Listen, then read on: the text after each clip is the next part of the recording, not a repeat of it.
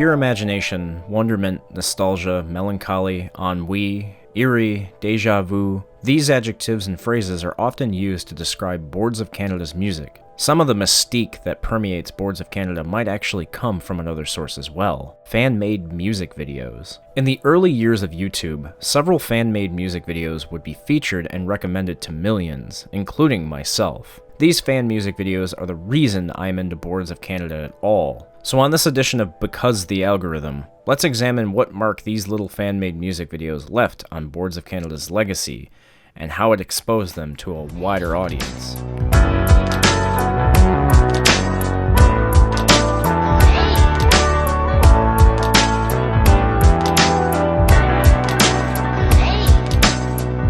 Boards of Canada is an electronica duo that incorporates elements of ambient, downtempo, and trip-hop with pronounced thematics and motifs in each of their albums. Michael Sanson and Marcus Ian are brothers from Scotland who grew up in a family of musicians, and from an early age, they would use their family's tape machine to cut up samples of their own compositions. Boards of Canada originally was a rock band up until the 90s, when only the two brothers remained in the lineup. Their official output as the duo wouldn't begin until 1995 with Twoism, their debut independent EP, and a private mixtape called BOC Maxima. They would catch the attention of Sean Booth, one of the members of Autechre, and they were introduced to their label Scam Records. In 1998, they would release their seminal album Music Has the Right to Children, which received critical acclaim for its unique instrumental hip-hop and intelligent dance music, blended along with its presentation of its core theme, adult reflection of childhood. Keep that last part in mind as we get further into this video.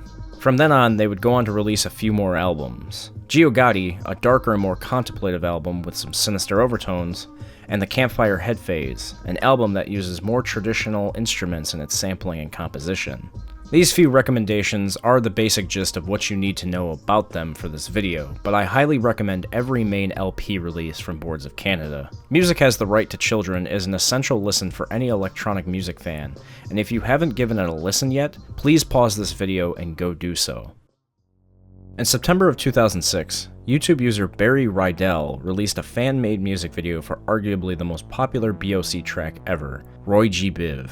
The music video would be a mashup of many UK TV adverts, mostly highlighting technology. The video footage in this music video perfectly complements the tone of the song. Roygibiv's nomenclature evokes a sense of optimism for the future and technology. The heavy use of synthesizers and the whimsical melody make me feel like a child looking at new technology with awe and wonderment. The sample of the kid saying lake from Sesame Street is a nice accent on the themes of the song. Roygbiv is just an acronym for rainbow, but this shorthand always made me think of RGB, which is an acronym for red, blue, green for analog TV inputs. It's clear by the view count that I'm not the only person who let this music video shape their perception of the song. The optimism of this track is so palpable, people find incredible personal meaning in it. This, of course, is isolated from the rest of the album. Roygbiv is sort of a sudden tone shift, as every track leading up to it is either cold, eerie, mechanical, or all three. The sudden hit of the soaring synthesizers and hip-hop beat are a welcome change.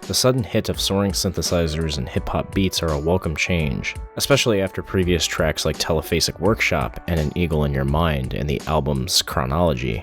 Viewing the fan-made music video with this context also emboldens it.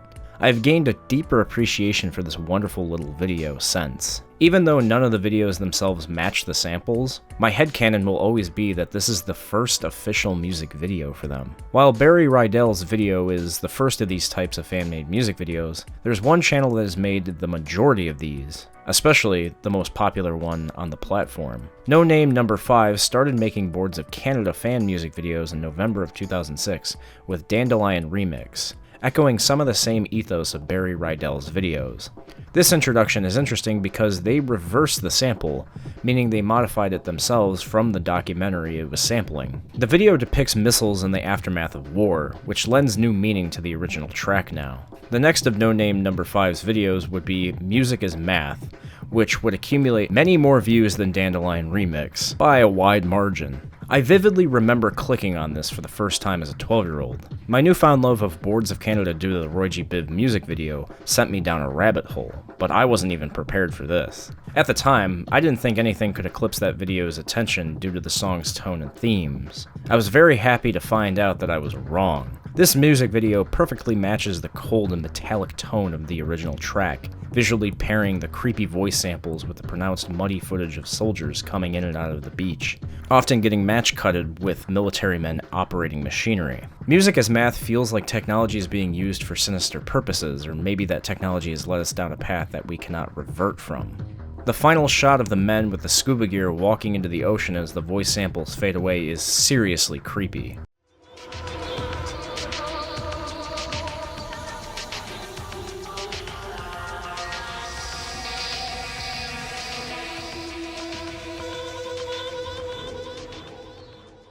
No Name No. 5's visuals and editing imbue the sense of mystery Boards of Canada delivers sonically so well. Their work only gets better from here. The music video for In a Beautiful Place Out in the Country uses crossfades with an added time manipulation to perfectly encapsulate the feeling of reliving your life in hazy memories. The intentional blue hue adds a sense of melancholic longing, like you're remembering a summer with your friends you haven't talked to in almost a decade. Smoke's quantity is extraordinarily simple. It's just the 2001 A Space Odyssey time-lapse scene of cells under a microscope. The background arpeggio melody fits perfectly with the cells expanding and mutating. It's hypnotic. It's very different from the rest, but I think this stands along with the other ones in No Name 5's catalog. The video for 1969 perfectly captures the hypnotic and haunting nature of the track, having details of the source video slowly get obscured as the samples become more audible. What makes this music video interesting is that it might align with its theorized meaning.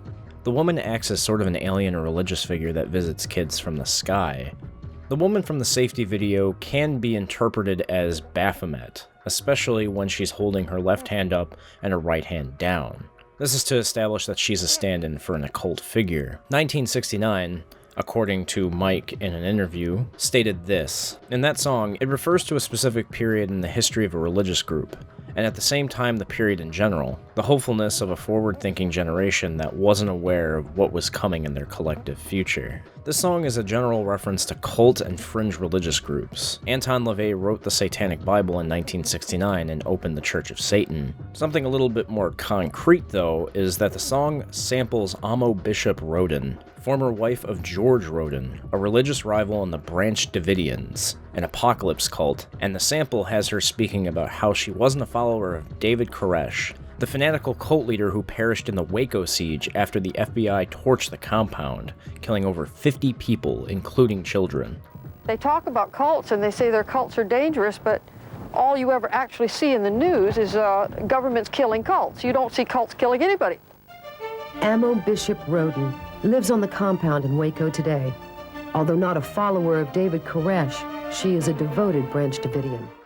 Boards of Canada has continuously referenced things related to Waco and the Branch Davidians before. Boards of Canada even has a track just called Amo Bishop Roden. This particular woman in the video seems innocuous, but this added bit of context completely warps the visual narrative into something sinister. The woman visits the children to proselytize about their cult, only for one of them to perish. If the track wasn't creepy enough, No Name No. 5 created a haunting visual companion piece. Everything You Do Is a Balloon is the most viewed video related to Boards of Canada on YouTube. It has nearly 10 million views, which is bonkers for something like Boards of Canada. I'm sure the original thumbnail is why it was as popular as it was. This video is very strange. It's sampled from the bicycle safety video One Got Fat from 1963, wherein which kids with terrifying monkey masks get killed off one by one for not adhering to proper bicycle safety rules. Okay, some of them don't actually die, but these kids certainly fucking die. Due to all of his friends' deaths, he becomes a chunky monkey by eating all of their lunches. What a tragedy. I hope all my friends die. Like the song name, the video captures the strangeness of the track it's visualizing. Everything You Do Is a Balloon, to me, has always been the anthem to restless frustration to understand or find something. I imagine this song would be a great accompaniment to trying to find a store or a friend's house in a city and endlessly getting lost. The music video purposely tries to erase the context of the original safety video, which expertly crafts its message. The original bicycle safety video is sort of delightful and humorous, but when this is your first exposure to it, it's foreign and somewhat frightening. especially when the music video opens with the ending of the original movie, only to have the next phase of the song exactly edited on this frame.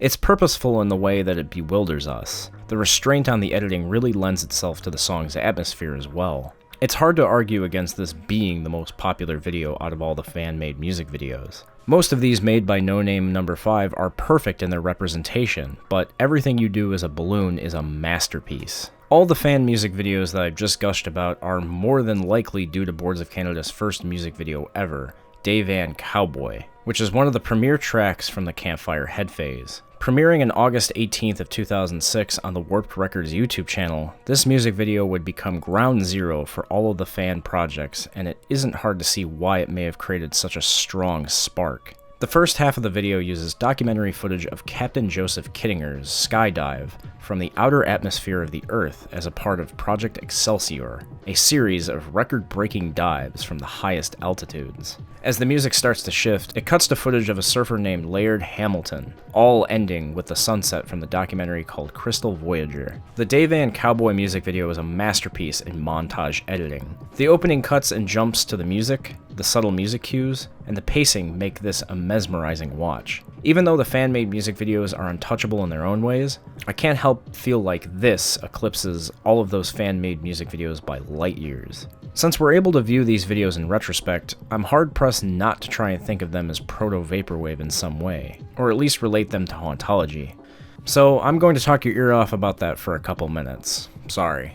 The fan video for Roygbiv is just a straight-up vaporwave music video. We can't even deny it. The old advertisements from the 80s and 90s, the focus on technology and old computer animation, and the match cutting from the samples, this was doing everything vaporwave music videos did back in 2006. I don't think I need to convince you that Boards of Canada, these style of videos, and musical stylings have in some way influenced vaporwave as a genre. Boards of Canada was already an IDM act that focused on atmosphere and contemplative music. The music videos made by fans just pulled from old sources and mashed them together, which isn't a new concept. However, the entire basis for vaporwave is the sampling of forgotten and old media as a sort of commentary on the consumption of media in the past 50 years.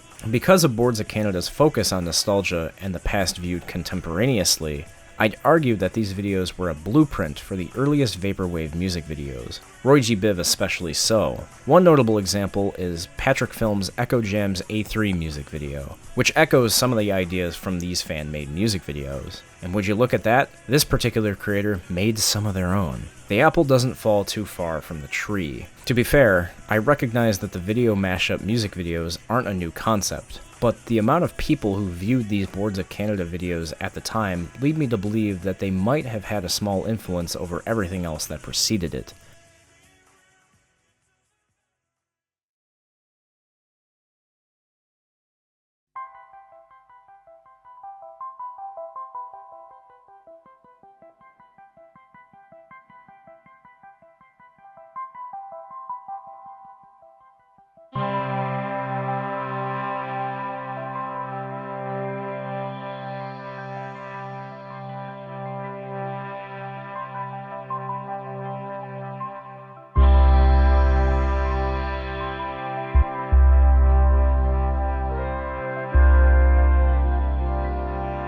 I must admit that I'm a bit biased. Boards of Canada is one of my favorite artists, and Music Has the Right to Children might be one of my favorite albums of all time, or at least is in the running for it. These music videos have had a profound impact on me as a creative, and might be part of the reason I wanted to pursue video as a passion.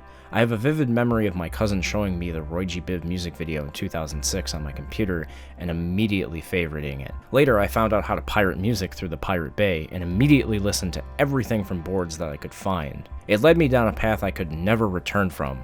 From a young age, I became fascinated in music that sinks its claws into your mind through sounds and frequencies, not lyrics or songs prognosticating about the world and life itself.